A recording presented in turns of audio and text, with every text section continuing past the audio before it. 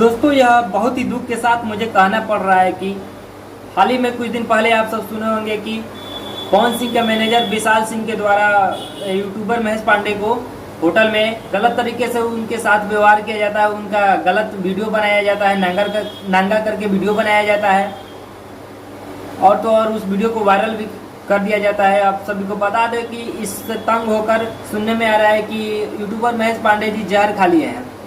दोस्तों, यह मैं नहीं कर रहा हूँ, बल्कि कुछ सोशल मीडिया पे चर्चा चल रहा है कि महेश पांडे जहर खा लिए हैं। आखिर इसके पीछे का क्या रीजन है, क्या राज है, ये तो महेश पांडे जब ठीक होकर आएंगे तभी पता चलेगा।